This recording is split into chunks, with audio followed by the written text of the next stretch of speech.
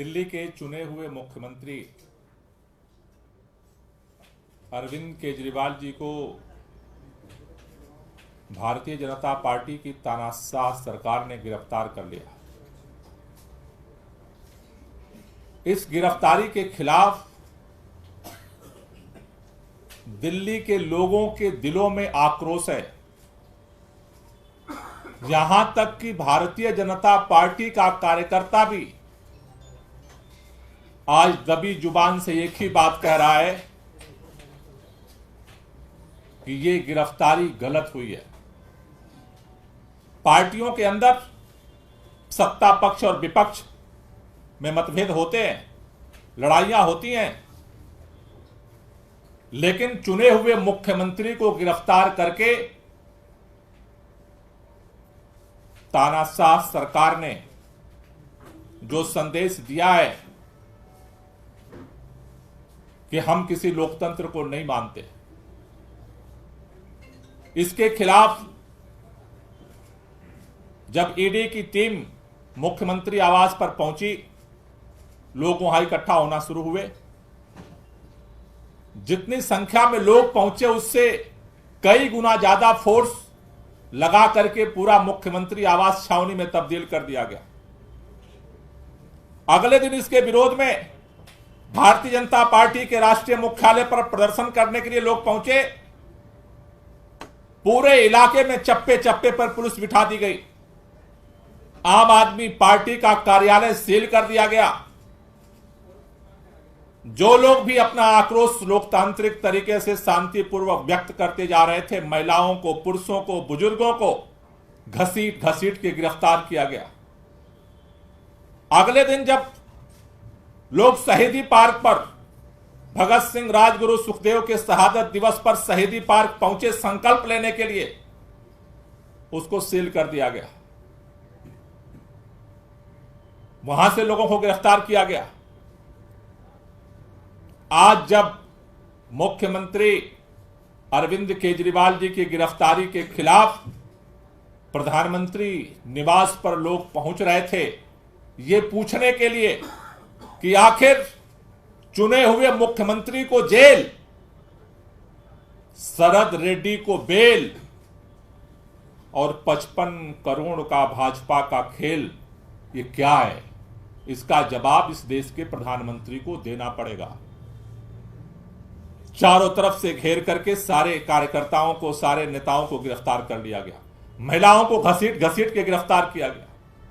पूरे दिल्ली को आज पुलिस छावनी में तब्दील कर दिया गया है। भारतीय जनता पार्टी के नेता, केंद्र की सरकार, केंद्र के मंत्री, देश के प्रधानमंत्री अगर ये सोचते हैं कि पुलिस की आड़ में हम छुप जाएंगे और हमें जवाब नहीं देना पड़ेगा, आंदोलन रुक जाएगा, गलतफहमी में है। इस देश के अंदर, इस दिल्ली के अंदर अरविंद केजरीवाल से लोग मोहब्बत करते हैं। और आपने जिस तरीके से फर्जी केस में अरविंद केजरीवाल को गिरफ्तार किया है, उसका पूरा सच आज देश के सामने आ चुका है। जिसके गवाही के आधार पर आपने अरविंद केजरीवाल को गिरफ्तार कर लिया, उसको बेल मिल गई और आपके खाते में 55 करोड़ रुपए ट्रांसफर हो गए, आपका खेल हो गया। ये नंगा सच आज पूरा देश देख रहा है। आप जिस तरह से पूरे दिल्ली के अंदर 144 धारा लागू करके आज ऐसा लग रहा है कि दिल्ली पुलिस स्टेट बन गया। मैं केंद्र सरकार से कहना चाहता हूं, ये लड़ाई, ये आंदोलन आपके पुलिस के दम पे रुकने वाला नहीं है। ये आवाज पूरे देश के अंदर पहुंच रही है और उसी आवाज को बुलंद करने के लिए हमारा जो अगला टारगेट है वो 31 मार्च रामलीला मैदान की इंडिया गठबंधन की महारैली, जिसमें पूरे देश से इंडिया गठबंधन के सभी प्रमुख लीडर्स उसमें शामिल होने के लिए आ रहे हैं। दिल्ली के लोग लाखों की तादाद में रामलीला मैदान 31 तारीख को 10 बजे पहुंचेंगे। उसकी तैयारी के लिए आज से हमने अपनी रणनीति शुरू कर दी है।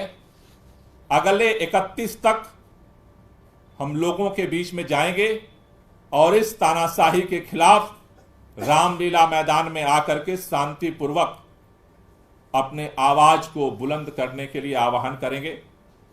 इसके लिए आज दिल्ली के 70 विधानसभा क्षेत्रों में सभी विधायक, सभी पार्षद, हमारे विधानसभा अध्यक्ष, विधानसभा के पदाधिकारी, वार्ड के पदाधिकारी, मंडल के पदाधिकारी और बूथ के पदाधिकारियों के साथ आज रात तक हम सभी विधानसभा क्षेत्रों में महारैली की तैयारी बैठक को पूरा करने की तरफ हम बढ़ रहे हैं। कल दिल्ली के अंदर सभी 2500 से ज्यादा पोलिंग स्टेशन हैं।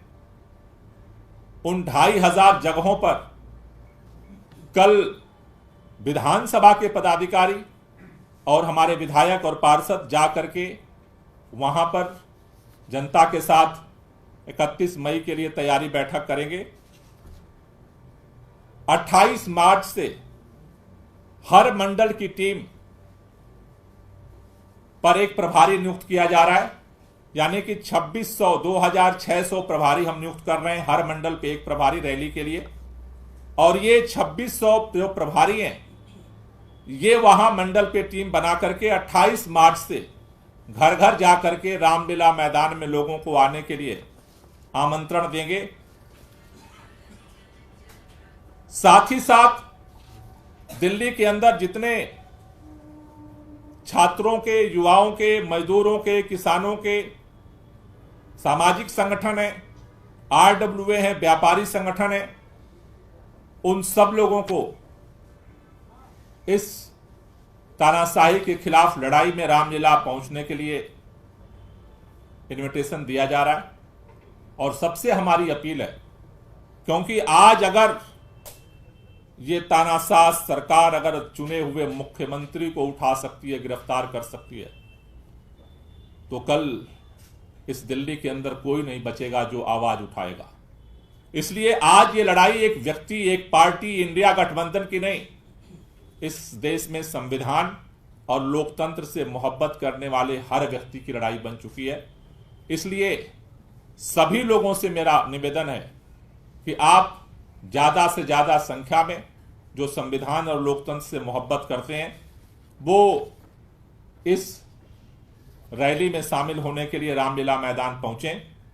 इस पूरी तैयारी के लिए हमने अपने मंत्री और विधायकों में से ऑब्जर्वर्स नियुक्त किए हैं जो अलग अलग विधानसभाओं में जा करके इसकी तैयारी की समीक्षा कर रहे हैं, इसकी निगरानी रखेंगे। जो इसके लिए जिम्मेदारी दी गई है उसमें हमारे मंत्री सौरभ भारद्वाज, मंत्री इमरान हुसैन जी, मंत्री राजकुमार आनंद जी, हमारे प्रदेश के उपाध्यक्ष दिलीप पांडे जी, एमसीडी के प्रभारी दुर्गेश पाठक जी, हमारी मेयर शैली ओबेराय जी, हमारे प्रवक्ता संजीव झा जी, प्रदेश उपाध्यक्ष कुलदीप कुमार जी, प्रदेश उपाध्यक्ष ऋतुराज झा जी, प्रदेश उपाध्यक्ष जितेंद्र तोमर जी, हमारे विधायक मुकेश अहलावत जी, प्रदेश उपाध्यक्ष राजेश गुप्ता जी, हमारे साउथ से कैंडिडेट सहीराम पहलवान जी। इन लोगों को इस रैली की तैयारी के लिए ऑब्जर्वर्स नियुक्त किए गए हैं जो इस पूरी तैयारी की ग्राउंड पे जो है इसको निगरानी करेंगे। और हमें भरोसा है कि इस बार 31 मार्च का दिन रामलीला मैदान के लिए एक ऐतिहासिक दिन होगा और रामलीला मैदान से इस तानाशाही के खिलाफ जो आवाज उठेगी ये आवाज पूरे देश में पहुंचेगी। Thank you. कोई क्वेश्चन हो तो ले लीजिए। सीएम के 2 इंस्ट्रक्शंस आए हैं जेल से और उसके बाद आज एक पब्लिक को एड्रेस करते हुए प्लानिंग सेक्रेटरी ने लेटर इशू किया है। आपको क्या मकसद लगता है, क्योंकि ये कहा जा रहा है कि एक रूमर फैलाया जा रहा है जबकि सेवाएं रुकेंगी नहीं जो भी पब्लिक करते हैं। देखिए, कई तरह की बातें चल रही थी। अधिकारी ने नोट जारी किया है कि मुख्यमंत्री जी के जेल जाने के बावजूद सरकार चलती रहेगी वैसे ही जैसे चल रही थी, और जो भी जनता के काम है वो काम वैसे ही होते रहेंगे।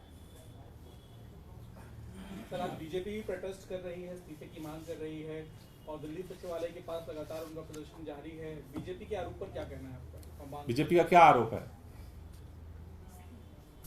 बीजेपी ने क्या आरोप लगाया? बीजेपी इस्तीफा मांग रही है। किसका?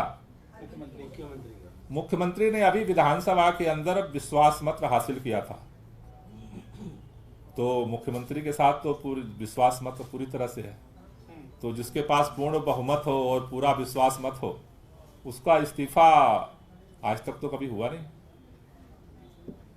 सर, एक बड़ा विवादित बयान सामने आया है कांग्रेस पार्टी की प्रवक्ता है सुप्रिया श्रीनेत। उन्होंने जो लोकसभा उम्मीदवार हैं बीजेपी की कंगना रनौत, उनके बारे में एक टिप्पणी की है और जो एक खासा राजनीतिक विवाद का मुद्दा बन गया। हालांकि बाद में उन्होंने माफी भी मांगी और वो पोस्ट के लिए उन्होंने कहा कि किसी ने गलती से ये काम किया है। मेरे ख्याल से उन्होंने जवाब दे दिया है, उससे आगे तो उसमें कुछ बात समझ में नहीं आई। आपको लगता है कांग्रेस पार्टी को कार्रवाई करनी चाहिए अपनी प्रवक्ता की? मेरे ख्याल से उन्होंने अब जवाब दे दिया है जो। Okay, thank you. ऋषभ